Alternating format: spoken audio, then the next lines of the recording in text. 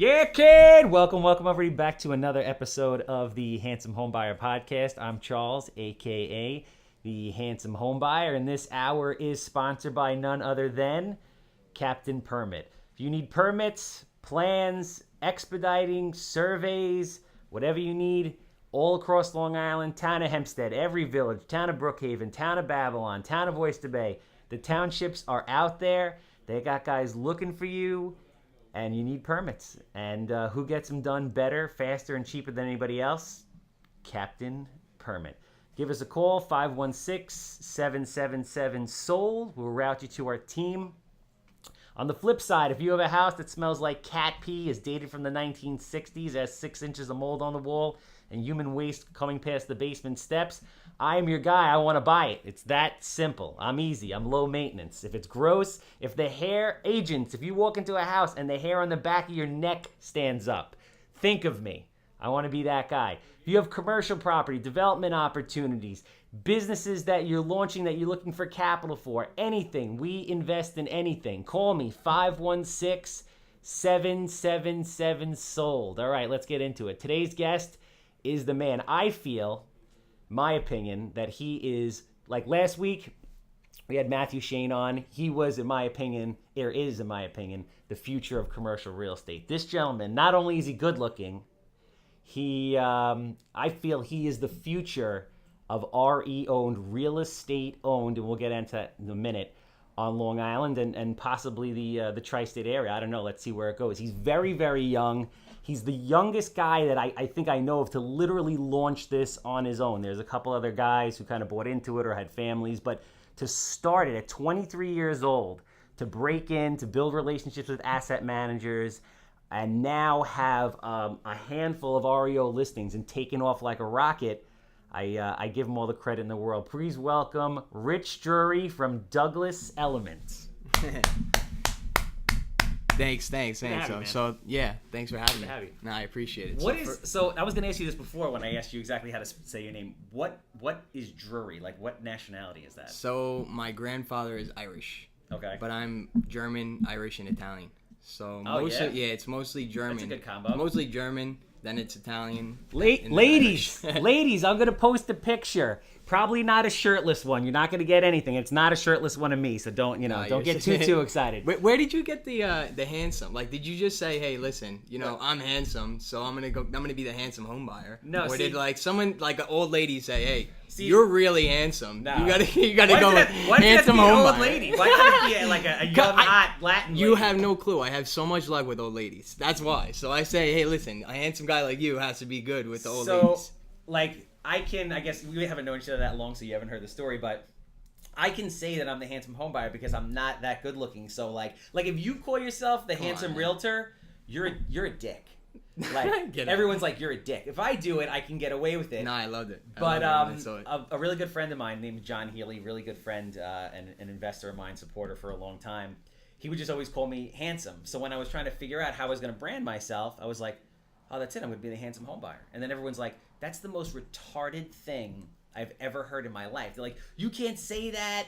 And that's like, I mean, I'm sure I'm sure you told people like, oh, I want to do REOs. I'm going to be an REO guy. That's what I was just and everyone's say. Like, you can't so look, do that. You say that, but you got to think outside the box. Like, I came into real estate, into Douglas Elliman. I mean, well, let's say, okay, I started off in a smaller branch, ended up doing short sales and investment properties, didn't work out in my favor. You're 23, right? I'm 23, so I started off in 19. But I was mainly doing cold calls. So that's all I did was cold call. I actually remember now meeting you. When I remember meeting you once a while ago. When I posted that picture of you in the shiny gray suit. Yeah. I feel like I remember meeting you in that shiny gray suit. Yeah. You don't have that suit anymore, I actually do, but I don't wear it anymore just because it brings back bad memories. Dude, it's really like if you guys have ever seen Goodfellas, right? So Henry Hill is in that scene. I gotta get another one just like dude. Henry Hill is in that scene where he's wearing, Ray Liotta is wearing that shiny, what's that kind of shark skin-esque gray suit with the blue highlights. But I'm colorblind, so who knows what color it really is. And it's just straight up Goodfellas style, and that's the suit we're talking about. Nah, that's what I was shooting for. So. Right? Yeah. I I love all the Italian mobster movies, but So I love The Hustle. I've been watching for a while. Rich and I actually connected on social media. Social media, best thing in the world, all around. Yep. You should. What's your handle on Instagram? So it's @Rich RICHDRURY Realtor. So it's Rich Drury Realtor. Okay. And follow me, and I'll obviously follow you back. You know, if Yeah, it's a cool thing to follow. He goes to all these REOs. If you're a new investor or you're just kind of like into the whole house flipping thing, you can see, what it's like to kind of live the life of an REO broker, especially a new one who's just breaking in, who's just building, as he goes through kind of like the trials and tribulations of building a business, building a team, possibly building a brokerage of his own in the future. Who knows? I'm going to poke at him for that in a little while. But it's a cool thing to see. You might get the occasional bicep flexing pic. I've seen a couple of those. I have to. And the dog. The dog's like not, I said, the old dog's ladies. not so manly. The old lady. I get a lot of old ladies. The follow old me, so- ladies who don't have Instagram. You right? got it. And actually, I get a lot of hate for that. So, like, there's a lot of old You're gonna get a people. lot of hate No. for You're everything, gonna always bro. get hate. And look, I get hate for being in Douglas Elliman doing REOs as well. So I started just out. jealousy. I started out because I wanted to go to Douglas Elliman. I wanted to be a luxury broker, a luxury agent. Did you want to And work with like Mike Murphy and do the commercial stuff, or did you want to do like Mike Mur- luxury single family? No, actually, I was thinking of that at one point too, to go to commercial. It's just, you know what, I already had that niche of short sales and investment properties, and Yeah. I said, hey, I know what I'm talking about. Like, I ended up, negotiating one of my short sales Yeah. that I ended up getting an opportunity from. So So we never talked about. I mean, how did you end up falling into that world? You just like REO. Yeah. So I actually No. How did you end up like? Not to go like. How did you say? So you said I want to do luxury, and then you fell into the kind of distressed property, or you went straight into that? I seen everyone in the luxury market taking a fall. Okay, so I seen everyone. How long? Like how long ago? This was probably about a year ago. I would say a year ago. Yeah. And Anything like over 2 million. Everything just- over 2 million just sitting. Yeah. And especially Old Westbury, there's only like 2 or 3 houses that sold like within the last. Shit. The scary thing. So with it's that that's scary. The scary thing of that also is like you see that starting to move downward, right? Exactly. So now you see like you see houses that are, let's say, $1 million plus, and they're starting to sit. But like the stuff that's under that or like under 500 or whatever, it's still moving fast. Like the stuff that I'm. It depends on the area and what it looks like. Yeah.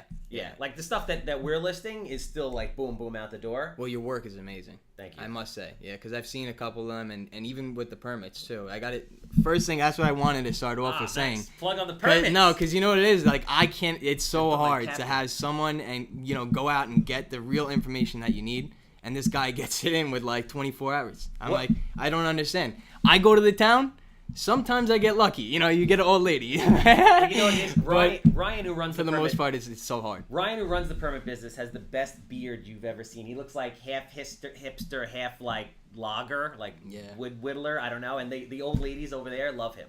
You got to introduce me. So I still haven't met him. No, but just he does all the work. Yeah, you don't have time for that. So basically, what he's talking about is with Captain Permit. If you're a realtor and you're going to take a listing, you give us a call. We go down to the town for you. We do a free CO search. It costs us money, but we don't care because we're investing in you and we appreciate the opportunity. And we get all the COs for you to let you know what's open, what's missing. This way, you walk into your listing appointment like a G.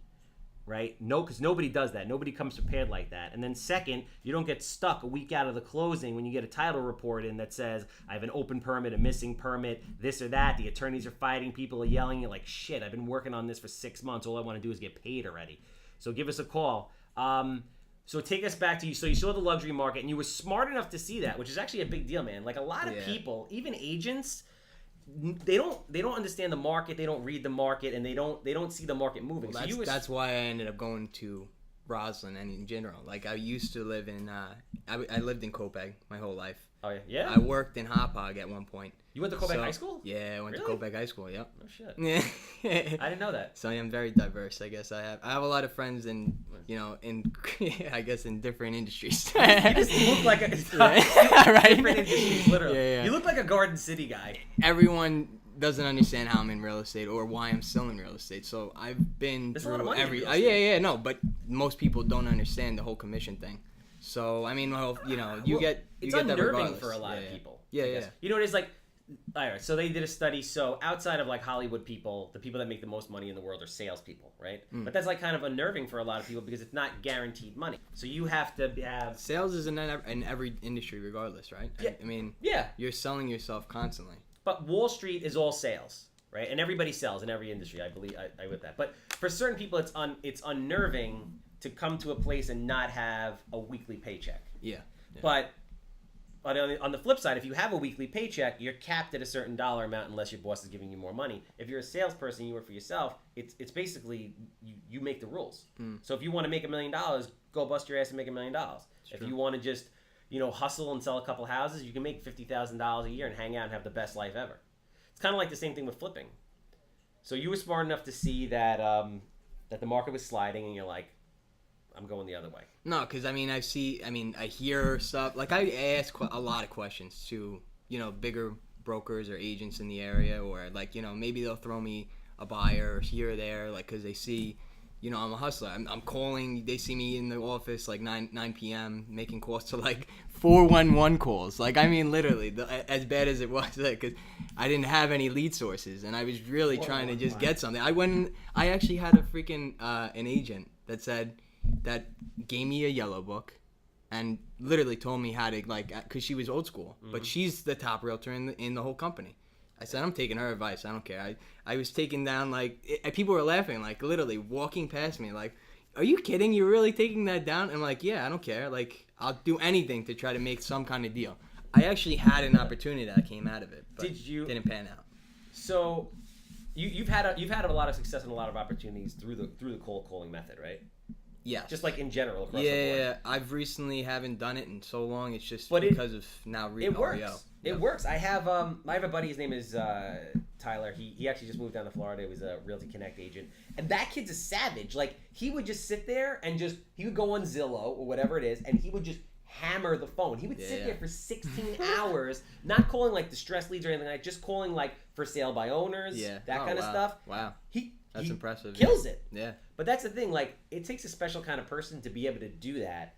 And the fact that you have that kind of experience and you can do that, I'm sure helped you, like, in the earlier years. Now you're doing REO. Well, now I could, yeah. I mean, in different ways, like, it's seen, I didn't have everything just laid out to me. I didn't have leads. And there's people that said they were going to give me leads and here and there, but it never really panned out. Or it was, like, the crappiest leads you ever seen in your life. But I mean, you have to work hard and you have to think of outside the box, like I did. So, like, I went on multiple listing service. I studied the REO brokers in the area. I literally looked to see, like, different MLSs. Like, it's just, you really have to study it and to get it down to a science. Google it. Like, it's so simple to just Google it and, like, find out, like, how do you get started in REO? Like, just try doing that. Like, literally. It's that easy. It's that freaking easy. And it's not that easy, actually, because it's a lot of hard work. And I actually put in so much time and effort. I maybe contacted probably, like, maybe 500 asset managers. Maybe 2 or 3 replied. So you know what I'm saying? Like, so this brings me to, like, not to stop you, but I want to, like, touch on a couple things that you're saying. So, when you say, most of the people I know that are successful, they kind of, like, they study the trends, the patterns. They study the people that are successful, etc. Because once you get the pattern, you can kind of, you get it wired. So when you say you studied like other REO brokers, like just kind of looked at what they were doing, what did you find and what were you looking for? So I was looking for like where they're getting their lead sources from. I looked to see. You can see that on like if you're searching public record, you look for the. I look to see what bank it is. Yeah. And I keep seeing like if you see like replicas on like let's say some of the platforms that you have to submit offers through. Okay. Like most of those banks will be working with only a select few. Okay. So now you got to like really try to submit offers through like as a buyer's agent, trying to submit offers, working through with the an portal investor, or whatever that they have, right? Submitting, and get recognized. But I actually haven't gotten recognized that way. But that's another way you could probably get in. Huh? That's interesting. Yeah, because you're obviously you're submitting an offer and it's through the portal, and then you get noticed. So if you have a good offer, if you have a good investor like him, nice. What? So wait, what was the moment? So I know you shied away from the luxury, but what was the moment when you were like, "Yo, REO"? That's no. Did I tell you this? That I actually ended up getting. I was negotiating a short sale. Okay. the lady loved me. So Because she was obviously an old lady, right? Nah, she wasn't an old lady. See? So I don't know what happened. See, you transcend. Oh yeah, And that she was the was one-off, married. right? That was the one-off. She wasn't an old lady, but yeah, no, we definitely hit it off. I actually went to I just got back from Texas, and I met with her, and I took her out to eat and everything too. This was all through the phone. Yeah, it was all through the phone. Damn. So like, So she gave me a chance because she knew that like the house was going into foreclosure. Like what happened is we had an approved short sale, and the lady needed to get a death certificate. Okay. She was slacking around. It's not her fault. She had other things. She was back and forth to the hospital and like different things in her life, and I completely understand. So it took her, let's say, 2 months to really get a complete answer, and by the time that happened, they filed the sale date. And then after they filed the sale date, I just would not take no. I would not say like you're gonna go into foreclosure. I said I'm gonna work on it every single day until I get this satisfied. Did you complete the short? Or did it Yeah, end up we being completed REO? the short. Oh, and then what? So the asset manager. I mean, was they sent back another BPO agent not even a BPO. They actually had a certified appraiser come that time, and he only went up 20 grand. Okay. But that was within short sales can take a long time sometimes. Yeah. So if you're at 6 months and the market's moving, it makes sense. Within the last 12 months, it was appreciated at 7%. Now you see stabilization, and it's now starting to decline. Now I see it declining. But I could say maybe year over year, you see maybe 3, 4, 5%, depending on each market. On the increase? Yeah, on the increase. Historically, just because now it's starting to stabilize or decline. Historically, real estate appreciation is 3%. Yeah, that's what they've said over if you track it over the last 70, 80 years, whatever it is, it's 3%. Okay. But to finish the story, what happened? The lady's like, "You're a savage." No. She just gave me an opportunity to start doing some BPOs for her, and oh shit, that's interesting. Yeah. So she ended up telling me different platforms. So what she's just like, "Yo, I really respect your hustle. Like, you want to do some BPOs for us?" Yeah. Wow. It's pretty much no. What happened is she used to work in the REO department. She's now obviously there's 2 different departments. They don't even talk to each other. And they don't talk to each other. So that's how I didn't know until because if I didn't every day look at the auctions, I would never have known. Yeah. Because I actually, you do calls towards the auctions or the list pennants. Yeah. So at that point, I ended up looking on whatever Property Shark at that point. Yeah. And I seen it wasn't even Property Shark. It was one of those when you get those the sheets that have the newest foreclosures that it came in. So it was 30 days plus that I actually you need almost 30 days to really stop the sale. Unless you do a BK. Yeah. So I was able to stop it, and she didn't have to, do a BK. And you can it. Wow, that's awesome. Yeah. Yep. That's huge. No, that's a big deal. That's very hard. And this is the thing. A lot of people think it's interesting when you're dealing with bank-owned properties. People have this kind of perception of the bank just wants to get rid of it, and banks are so big. Right? And there's so many departments, they don't talk to each other, that the minutia of shit that's going on, they don't operate the way you and I do. If Rich and I sat down, we're like, all right, let's get this deal done. I'll do this, you do this. No, I don't like that. Okay, let's work it out. No, the banks don't do that because they can't. They have billions of dollars worth of shit, thousands and thousands of employees. It's madness trying to get any of this stuff done. It's got to be frustrating for anybody who deals with distressed stuff. It's true. But, and I've had opportunities that came my way that I ended up finding out that they were listed, and I said I actually called the agent because I don't want them to go into foreclosure just because the agent's not looking into it. This is what on the short sale side? If you're looking for leads and you see let's say if it's on the auctions, and you say, hey, listen, I'm gonna cold call this guy, but then you see, he's listed, can't call him.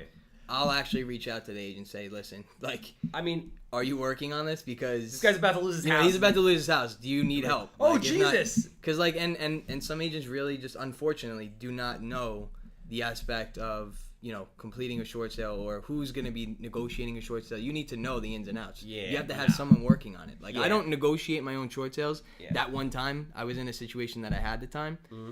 Now obviously I have a reputable person do it. Yeah, that's the thing. If you're somebody that if you're behind on your mortgage and you need to do a short sale, you can't just call any agent out there. No. 99.9999% of the people that are doing short sales have absolutely no idea what they're doing. And it's not a bad thing. It's a niche in the market that very few people really understand. There's only a handful of people, literally a handful of people, that get it.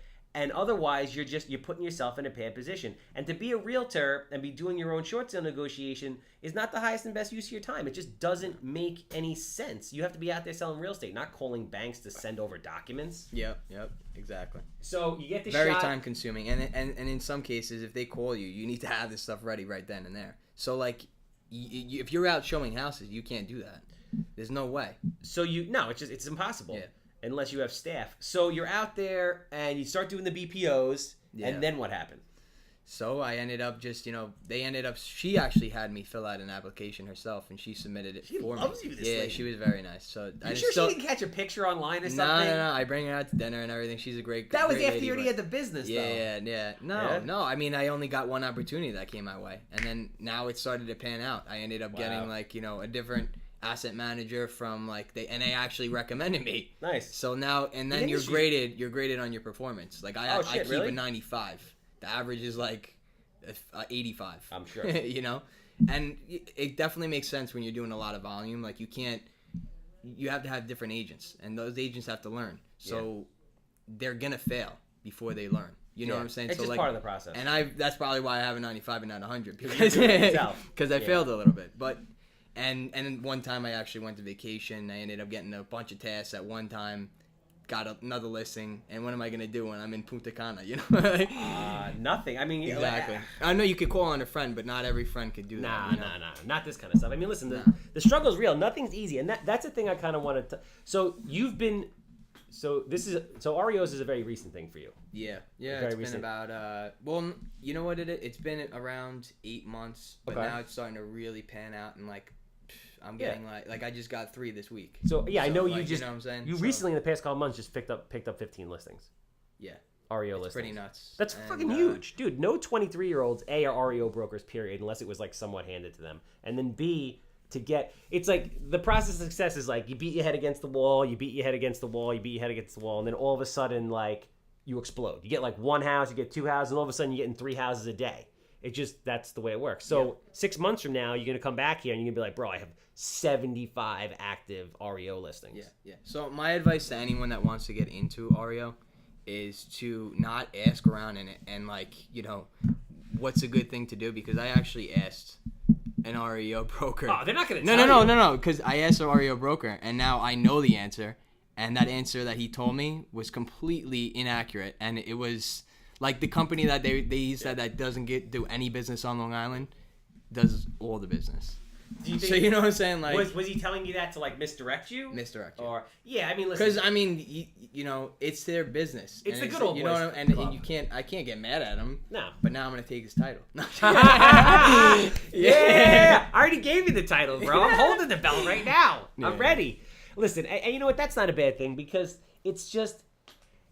You can't become complacent. A lot of people in business, they get to a certain level of success and then they lose the fire, right? But there's a young 23-year-old kid waiting to come and take it. So you always have to stay relevant. You always have to be fresh, new. You have to be doing different things. It's not otherwise someone's going to take the title. It's that simple.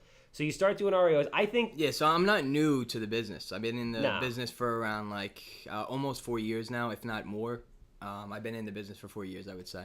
So, I obviously started off in the wrong, place at that one point in time, and I don't want to talk about it, but it actually, you learn from your experiences, and thank gosh that I'm in the position I am in now, because I wouldn't be if I would still doing the same thing. Your past kind of educates you and prepares you for without the future. A doubt. So if you didn't have that experience, the grind is really what it comes down to, because I wasn't doing great.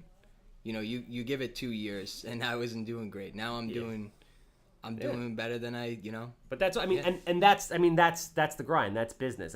Luckily, I'm not gonna say luckily because it's not luck because you bust your ass for it. But it's cool to be able to understand that. I was talking to Matt last week, to have the mindset to understand what's involved in being successful at a very young age is huge, because then all you have is time. So I want to touch on a misconception that I think a lot of people have. it's very, very. I know it's very hard to be an REO broker. Oh, yeah. There's a lot of shit. Like, you don't realize agents out there, agents are like, oh, I'd love to have REOs. It is not easy at all. You have to, like, It's so upfront funny. money, check on houses, get calls for squatters. I mean, it's nonstop. I literally just had someone say, I really wish, can you get me into REO? I said, why? Why do you want to be an REO? You're doing good yourself right now. And they're like, oh, but I could just put the lockbox on the door and I could sell the house. I started cracking up because they don't have no clue. Because I didn't have any clue. I thought it was the same thing. You do your BPO, you give your opinion on the value. No. You show it once you have, if you have a buyer that calls you in. Yeah. You have to do occupancy checks. You have to set up They're what, inspections. are they weekly? You have to call The occupancy checks are weekly. weekly? Yeah. So weekly, you have to go to the house, take all pictures of the whole house, any damage. So meaning like, and obviously these REOs have damage. Now you have to assess the damage, submit the damage. Then you have to get a contract. You have to have 3 contractors' estimates for pretty much every task.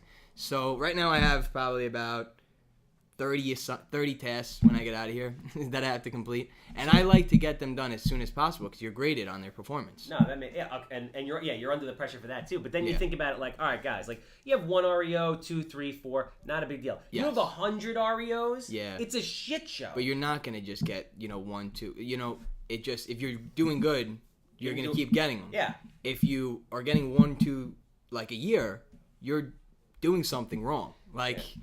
Oh, and so basically with them, it's what? It's like feast or famine? But it like, depends, because I have different asset managers from different companies, and some obviously they don't have the same amount of volume that another one would. So yeah, I can understand you not getting any. Like I had one from one company and never had me back, and I did like everything correct, and I had a good relationship with the asset manager. Just haven't gotten anything since.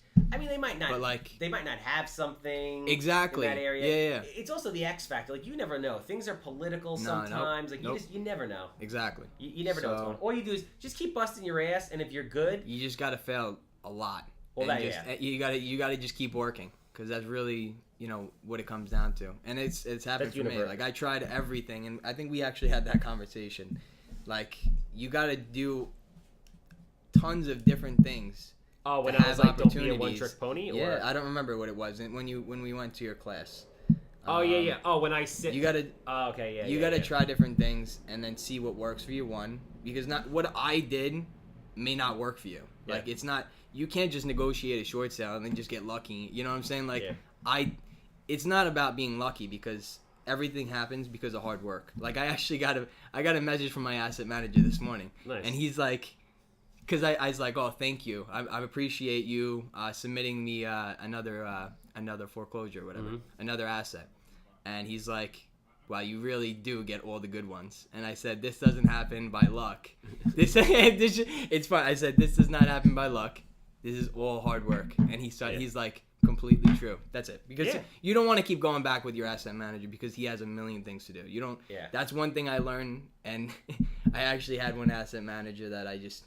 you're newer to the business. You're asking a lot of questions. They know, like they're not gonna assign you another task. Yeah, don't ever do that. They're worried about overloading you. I mean, but that's what it comes down to. But like guys, especially people that are really busy, like there are guys that do a lot of volume of deals that come to me to sell me stuff, and they come to me first. And the reason why they do that is because they know that I'm going to make their life easy. They're going to say, yo, I have this thing. Here's the number, or get me a number. What's worth to you? I'm going to set up a meeting, go there right away, and have a number back to them very, very fast. And it's the same thing with every business. Like Rich, they send Rich a task, an asset. He knows what to do. He does it. They don't have to worry about him. So the more they can give him, the better, because they want to make their own life easier. It's that simple. And that's like every business. It's that simple. There's a lot of agent stuff just, they dropped the ball. I actually got a BPO recently for expired. Do you do a lot of BPOs also? You have to keep current, so you have to keep doing the BPOs. Like for different properties. No, right? for like, let's say if an asset manager reaches out to me and says, "Hey, listen, this listing expired." Mm-hmm. The agent didn't do his job, pretty much. So that's really what it comes out to. Or like, there's got to be a reason, and I have to get in the house and I have to see why it didn't sell. Maybe there's structural issues that maybe they didn't pass it on. When you're dealing with one of these bigger REO agents or REO brokers, they have the small little agents that don't know the business, don't know, what's wrong with the house. So they go in the house, they may take pictures and give an estimate, or they may have contractors go in there, but the contractors are just giving like a quick estimate. You know what my beef is, especially like if there's a short sale in the market, go on the contract to the short sale. Like this is the thing that I hate that banks do with agents. So an agent will go in and do a BPO, right? And respectfully, you guys are, they're market experts, right? They understand comparable sales, what's selling, how's the market moving, but they're not construction experts. No. So like when they have agents doing like a short sale situation have to put in how much damage something is, that blows my mind, because then the bank's like, well, the agent said there's $20,000 worth of damage. It's like the agent's not a construction expert. He's a value, or she is a value expert. That's why we have inspections for everything. So now I have a roof inspection. I have for every house. So a roof inspection, a pest inspection. You have to have your guys, because like if you don't, like it's not gonna happen. Like I'm getting a headache just thinking about the minutiae. Roof inspection, HVAC inspection. You have to have electrical inspection. You have to have like plumbing inspection. Like from like an electrical underwriter's inspection. It has to be like a certified you electrician. Meadow or one of those electrician. No, it has to be a certified electrician. And you have to pay it out of pocket. So like let's say if they give you a fee of approval for let's say $200, and they request $250, they can't do it. You got to go find a new one that does $200. Now you have to call around, get someone to go to the house, meet them at the house, and pay them to get the estimate. Wait, what? So you have to pay 3 contractors on every job? Not everyone. Okay. No, because sometimes, like, depending on it, like if it's a roof job, I have a couple guys that you pay them like a little fee, and that's really it.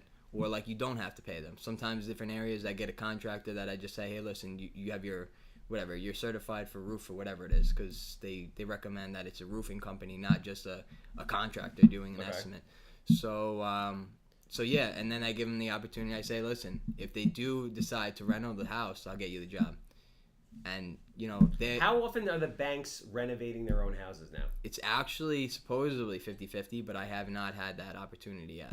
We'll see. I don't know. I actually have. I don't. I don't think you want to deal with that. I don't, because you know why? Because then I gotta like pick and choose with different things. And because contractors are the worst people that ever lived. I'm gonna have to call you, because I don't know that end. But we don't do other. But I'll be able to do it. I'll be able to do it. I'm gonna call you. It's not. Yeah, I mean, I got you for that. But the biggest problem is I'm gonna mimic your listings. Finding a contractor. Yeah. Like that's like these guys are a nightmare. That's what I meant. I'm happy that I recently got one that he does a lot of like the smaller jobs. So like let's say if they want to just tweak paints, this, that, carpets, this, that, they'll do that, and he's good and he's quick with it. But like for the majority, yes, it's so hard, because even if you got an estimate from someone, they take days, and you only have 5 days to get that estimate in. So 5 to 7 days depending on the estimate. I mean, depending on the inspection. Well, and then let me ask you this too. So like you call 3 different people to go and bid the job, right? That don't mean they're going. That definitely doesn't mean they're going. You probably have to call 10. Yeah. But then only one person can get the job, and it's the best bid wins, right? Yeah. So it's like, so over time, it's got to get harder to get 3 guys to go look. So hard. Because if guys aren't they're getting smart. jobs, they're not stupid. They're like, fuck this. I actually had my cousin. He reached out to me because I did a home advisor search at one point for like a job for like I think it was Downton Ridge, because I had no one that I knew, and there was like no one anywhere. Far, bro. And I found out that like he's a plumber, and he's like, yeah, no, I don't trust any of the REO agents. Because why? Because they ask for the estimate, and they never get a job. The banks don't hire them because they either get Safeguard, which is Safeguard is the property preservation company that does all the maintenance on the property. So they winterize the house, they do a little maintenance here and there. Maybe they'll do some rekeying. Okay. In most cases, I have to hire someone to do the rekeying, and that's another task. Like I have 2 that I have to do right after I get out of here. So what do you call a locksmith to do that? Yeah, no, I have a guy. I have a contractor that goes there. He does it. He's and he's faster, because then you got to go get a locksmith. Yeah. You know what I'm saying? And probably a lot more money too. The locksmith. It's a lot more money, and you're only allowed up to I think $300 depending on the task. Like he actually, one of my recent asset managers, he said today, $250. I said my contractor can get it done today, $300. Because we have no time. Like this property was a boarded up house that I've. Yeah. So there's no way. The door was open, so I can't. I have to make sure that's secure, because if someone goes in there, it could be another 8 to 10 months of me either negotiating to get them cash for keys, or And in most cases, if they're going to go squat, Oh, the they're squatter? staying. Like, Dude, what the fuck? they're staying to prolong the whole thing. Yeah. What is wrong with our state? Like, if you're a squatter, like, why do you Oh my have God. rights? Like, what do you talk? I mean, listen, I've evicted squatters. We have to definitely. This Dude, is a big conversation here. I've evicted squatters in the past, and like they've straight up told me, Yeah. or like I've given them a couple bucks to leave, whatever it was, and we like made an agreement. I'm usually like pretty decent. Like I got like a 75%, maybe 80% like rate of getting them out with just a conversation. Yeah. But it's like they've Yep. told me straight up, like my dad's dad taught me how to do this. Like this is like generational shit. Yeah. Like these people go from one house to the next house, and Yep. they have a system. They go there, and they They try to act stupid too. It's the funniest well, thing. they write up a bogus lease. They get these bogus notaries. I know. I don't even know where they get them from. It's insane. And then they immediately put the utilities in their name. I don't know how they do that. Sometimes I can't put the utilities on my own properties in my name, can't. but they figure out how to do No. it without a deed. I don't know how. And then they have their driver's license sent to the house, and then you're screwed. The cops show up, and they're like, I don't know who to believe. I'm like, this is a bunch of bullshit. Yeah. These people, like, I don't get it. It's crazy. Nah. Like, doesn't make sense. why do you have rights? Nope.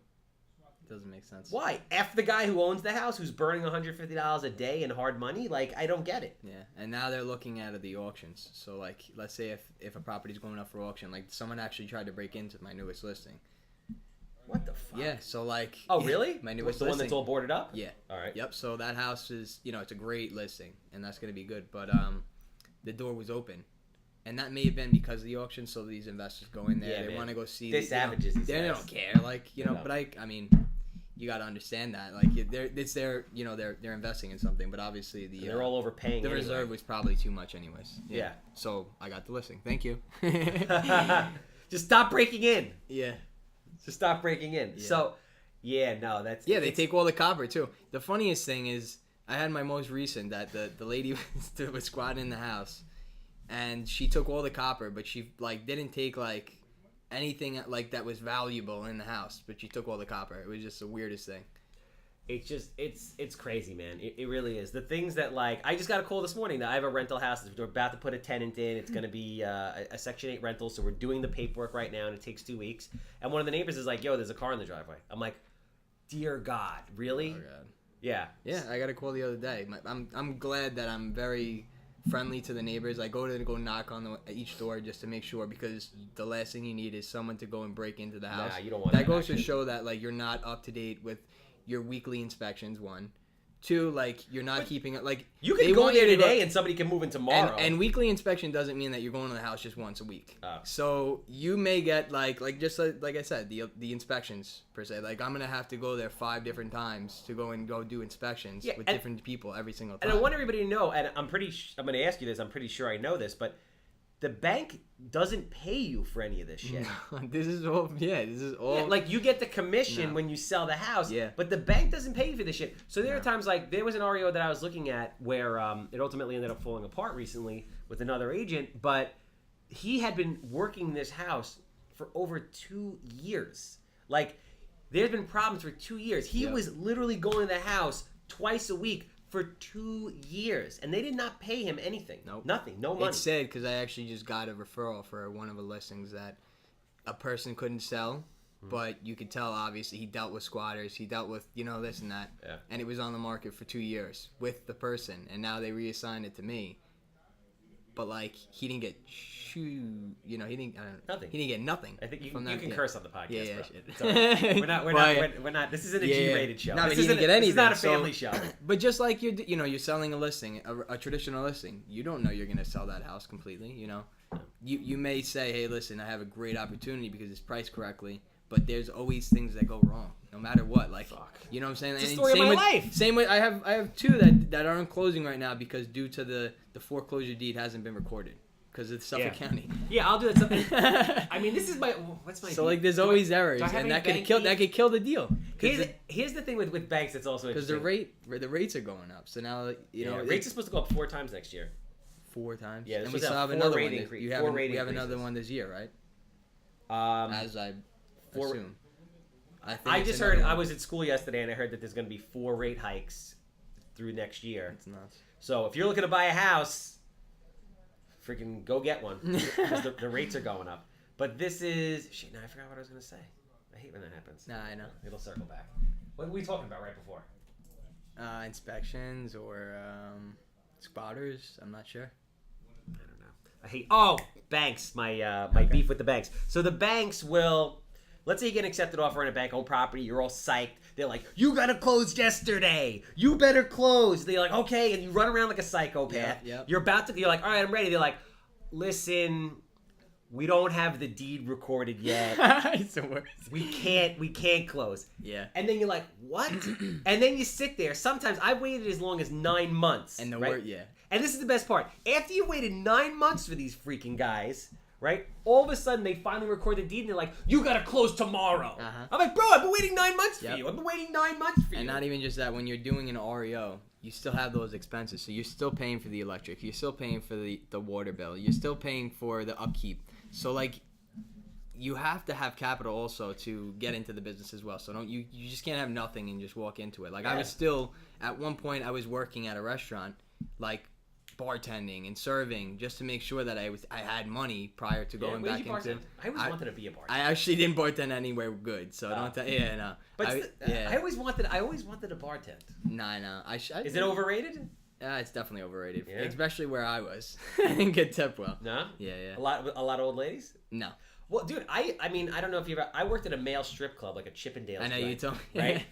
And I made no money there. Oh shoot. So you would think like, this is amazing. I'm gonna have like, hot girls everywhere. I'm gonna make money doing it. It's gonna be a shit show. It was a shit show, but there was no money. There were some hot girls, but I mostly that was bad. It was bad, yeah. It was so that bad. that may be why we're here today, because we had such a bad experience. Actually, I was saying I couldn't wait to get out. So. I was telling I did that for a year. But the interesting thing enough is some of the guys that worked at that strip club are still really good friends and have opened doors for me working with people that I work with today that have really launched my career. So it's crazy. Like, that's another thing. It's all about who you know. My little Sicilian mother is like crying, like, my little Jewish son works at a strip club. What the fuck? Meanwhile, 15 years later, 20 years, god damn it, that's depressing. 20 years later, some of those relationships basically helped to build me. That's great. So you never know. Yeah. So the moral of the story is, if you get an opportunity to work in a male strip club, you fucking take it. Yeah. Because you don't know where it's going to take you 15 years down the road. Straight up. Shit, man. So So what are your biggest challenges right now? I can imagine just like scaling a business and knowing what that's like. To try, like, what are your challenges in business? To keep positive, keep green. So meaning like, I say green and negative because, green and red as negative because, your tasks have to be incomplete on time, or if not, before time. So, and that's when you're getting rated good. So if you're rated bad, your score is gonna go down and you're gonna get less listings. So you have to keep that score up. So that's why, today I woke up at 4:30, got up, went to the gym, did what I have to do, eat, shower, this, that, do a couple tasks, and then I headed over here. But you have to get up early and stay up late. It's just a thing. And people, you gotta work. Yeah, you just got to keep working. And then at that one point, I'm gonna have to hire staff. It's just how it is. And then that it never ends, guys. That's the thing. You start to all right, I'm gonna mellow out when this happens. But it's not about the money. It becomes about the game. Yeah. And it becomes about the action, and it never ends. There's always problems. I was watching this 15-minute video last night on the train coming home from the city at midnight, and Dana White was talking about the growth of how the UFC became the UFC, and he's like, listen, he goes, it never ends. He says, we spend $7 million a year fighting monopoly. The states are trying to say that we're a monopoly. And he's like, we spend $7 to $8 million a year fighting that in court. That's nuts. Fucking nuts. You could say Facebook or Google monopoly, but it's nuts. It's that's the thing. It never ends. The bigger you become, the more haters you get, the more problems you have. Yeah. And the point that I think I realized maybe 6 months ago is just you know what? Because I was maybe start to keep a low profile. You know what? Then I was fuck it. I was because somebody's coming for you regardless of regardless. You could be the most straight out person. You could try and try and try. Some asshole in some capacity is going to try to come for you for something stupid the monopoly law. And you better make sure that you can pay the bill and defend yourself and pay the lawyers to do it, because no one's giving you that money back. So just go out there, forget about what people think, and freaking make money and do what you love, and don't worry about it, because it's inevitable to have those problems, period. Yeah, without a doubt. What's your thoughts on the fight? I'm upset, dude. The fights, because actually all the fights were pretty good. They all were pretty good. Besides the last, I just got a little. I fell asleep and then woke up just in time. I mean, oh man, I love Conor McGregor, dude. I really do. Me Some too. people I was so sad that he didn't win. Some people like F that guy's dick. My feeling on Conor McGregor is that he's actually a really nice guy. I don't know him. I think he's a really nice guy, and I think he's a showman, and I think he knows what he's doing. But yeah. I fucking hate that he lost. I know, me too. I hope he comes back and wins. Without a doubt. That guy's His savage, mindset though. is just like, you got to look to it. Yo, like, but that guy, the guy he fought is a fucking savage. He's not. That's a bad man. Yep. That's just, that guy. You got to give him props. He took over. He wrecked him. Yeah, he freaking destroyed him. But that guy was bred from birth to do that. To be a killer. I mean, it's not cool to, and you could say, I mean, dude, the guy jumps into the stands, starts fucking pounding people in the stands. Nuts. But I mean, a lot of shit. Whatever. It's not WWE. But I hope Conor. But in also Conor's defense, he hadn't fought in 2 years. And plus, he just had a kid. So like, it's all different. And I had a feeling too that could be an issue. Like maybe he's settling down. He's also like, he's definitely not working to what he used to be working to. And actually, I listened to just one of made $100 million. Yeah.